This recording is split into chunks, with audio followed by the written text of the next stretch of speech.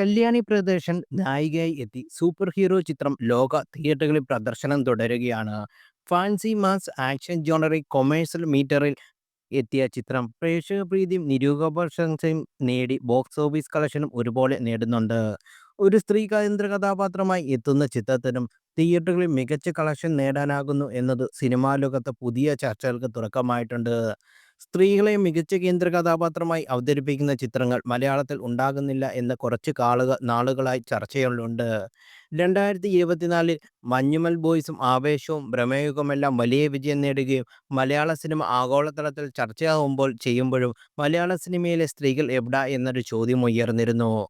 നടിമായ പാർവതി തിരുവോത്തും ദർശന രാജേന്ദ്രൻ അടക്കമുള്ളവർ സ്ത്രീ കഥാപാത്രങ്ങളെ അവതരിപ്പിക്കുന്ന സിനിമകൾ എഴുതാനും നിർമ്മിക്കാനും ഇൻഡസ്ട്രിയിൽ ഇപ്പോഴും തയ്യാറാകാത്തതിനെക്കുറിച്ച് വിമർശനം ഉയർന്നിരുന്നു. ഇപ്പോൾ ലോകയിൽ കല്യാണി ഇന്ത്യൻ സിനിമയിൽ തന്നെ ആദ്യ ഫീമെയിൽ സൂപ്പർ ഹീറോ ആയി അവതരിപ്പിച്ചതിന് പിന്നാലെ ഈ വിജയം ദർശനയ്ക്കും പാർവതിക്കും പോലുള്ളവരുടെ കൂടെയാണെന്ന് സമൂഹമാധ്യമങ്ങളിൽ പോസ്റ്റുകൾ വന്നു. ഇത്തരത്തിലൊരു പോസ്റ്റ് നടി നൈല ഉഷ സ്റ്റോറി ആക്കിയതോടാണ് ഈ ചർച്ചയ്ക്ക് കൂടുതൽ ചൂടുപിടിച്ചത്. ഇതിനോട് പൂർണ്ണമായി യോജിക്കുന്നു എന്നായിരുന്നു നൈല പറഞ്ഞത്. നേരത്തെ ആവേശം പോലുള്ള സിനിമകൾ സ്ത്രീകൾക്കും അഭിനയിക്കാൻ സാധിക്കുമെന്ന് പറഞ്ഞ ദർശനയ്ക്കെതിരെ വലിയ ട്രോളുകൾ വന്നിരുന്നു. എന്നാൽ ഇപ്പോൾ ദർശന പറഞ്ഞത് സത്യമായില്ലേ എന്നാണ് നിരവധി പേർ ചൂണ്ടിക്കാണിക്കുന്നത്.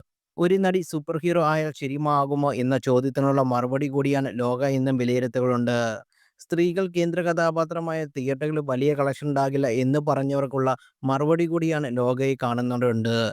സിനിമാ ലോകം മേഖലയിൽ സ്ത്രീകൾക്കും പ്രാധാന്യത്തിനെയും അവസരങ്ങളുടെയും ശബ്ദമുയർത്തിയപ്പോൾ കൂടി വിജയമാണെന്ന് ലോകയിൽ ഒരു ഫീമെയിൽ സൂപ്പർ ഹീറോ പിറക്കാൻ കാരണമായെന്നും പലരും പറയുന്നു.